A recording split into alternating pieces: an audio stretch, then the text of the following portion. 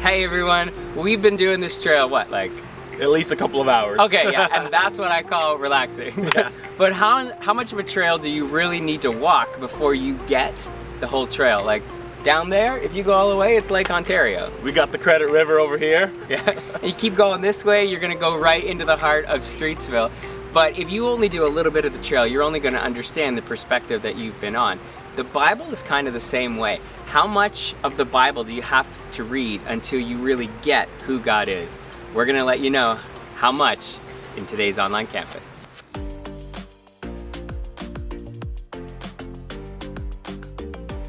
Hey everyone, and welcome to Online Campus. My name is Jesse. I'm the Online Campus Pastor.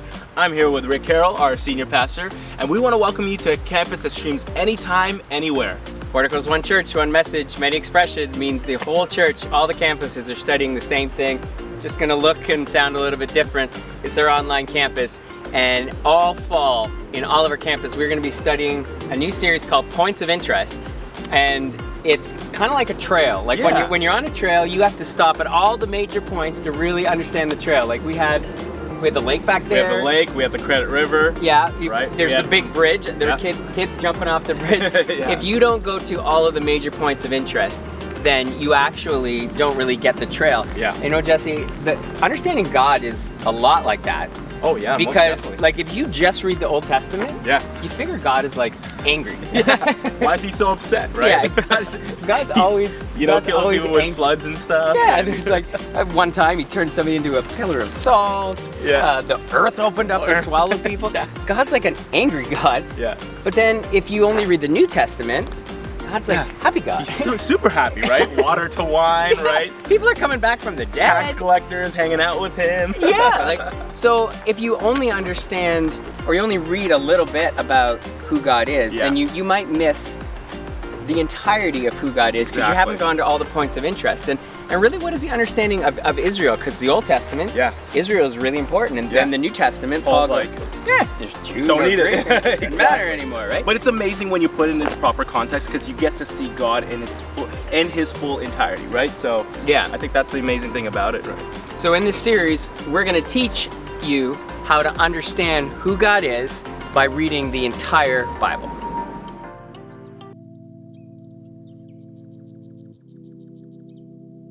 So let me teach you what the Bible has to say about understanding what the Bible is saying. If you were trying to explore Ontario and really understand it, and let's say you had a week when you spent some time in Toronto, then you drove up to Barrie and you saw a smaller city, and then you did a big day trip all the way to Wasaga Beach, and you might think, oh, I get Ontario. But it might leave you a little bit confused because you would think, well, maybe Ontario is this giant, urban, multicultural, big city full of smog. Or maybe you think Ontario is like rural and small town and lots of lakes because you've seen bits and pieces and it starts to confuse you. To really get Ontario, you have to start in one of the corners. Let's say you start in Windsor, which is actually more south than Northern California is. And then you're gonna trace both east and north. You have to go north to go around Lake Huron and see all that. You have to go east and see where Lake Erie is. You have to do London area. You have to go up to Tobermory into the bay. You for sure need to experience the Golden Horseshoe. You have to see Niagara Falls. And if you don't go as far east as Kingston and Ottawa and understand our connection to Quebec and our connection to the US, then you won't get that.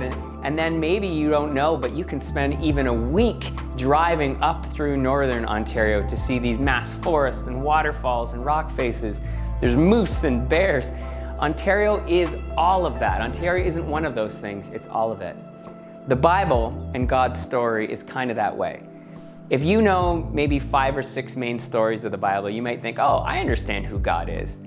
But until you go the entire way through it, you really won't understand all of who God is.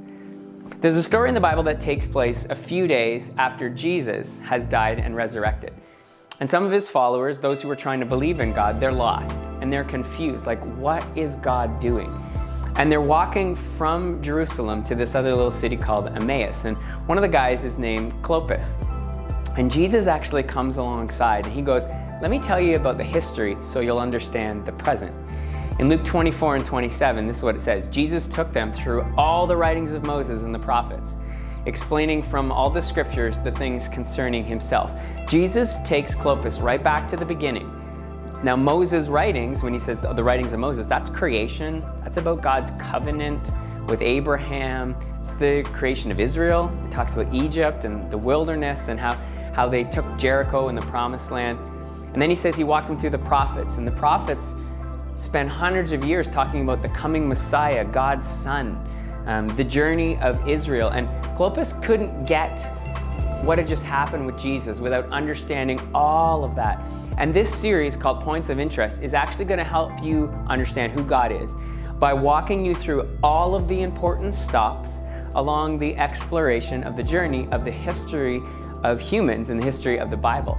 If you break down the word history, we actually see that there's two words in there: his story. History is God revealing himself through the major stories that have been recorded for us in the Bible.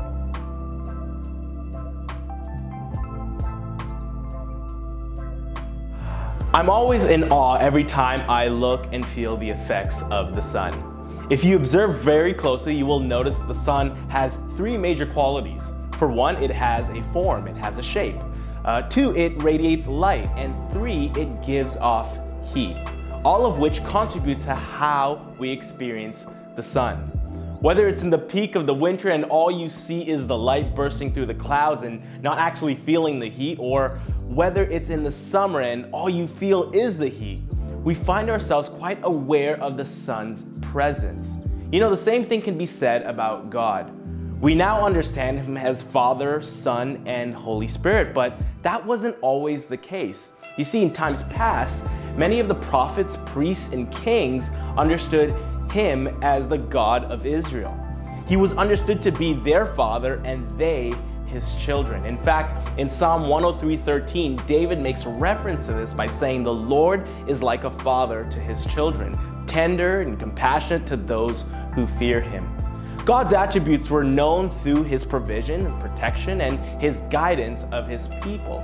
Later, we see that God was revealed through Jesus.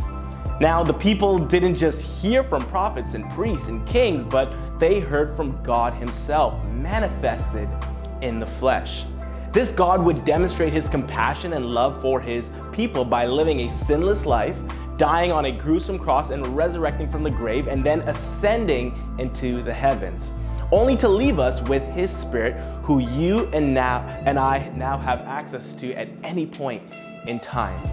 See, in various times, in various ways, God spoke, God moved, and God responded. You know, I grew up in a Christian home to both parents that would serve faithfully at our local church. We attended every church service, would partake in growth groups at our home, and I remember knowing every Christian song there was to know. But as I grew up, I began living my life in such a way that didn't quite reflect my upbringing. At the time, I didn't know that all I knew of God was in theory and not in practice. I had been leaning on other people's experiences, and I had not taken the time to develop my own personal relationship with God. It wasn't until I was 16 when I experienced the presence of Jesus through the power of the Holy Spirit one Friday night. I had never experienced anything quite like that before, but all I could think of was the fact that everything I learned from young about God was true and finally coming back to me. He was forgiving, he was loving, he was compassionate, and much, much more. And if it were not for that experience, I don't even know if I'd be here today. I'm amazed because God didn't just reveal himself to me through my upbringing and leave it at that. He wanted to have a relationship with me where I would know him through his voice, his ways, his actions, and his presence. He wanted me to have a relationship with him through his Holy Spirit. And like the sun that is understood through shape, heat, and light, the Father, Son, and Holy Spirit are equally important when it comes to experiencing God. You know, today I want to invite you to open up your heart to receive all that God has for you. Open up your heart to the unfamiliar just as you would to the familiar, and I promise you, you won't regret it.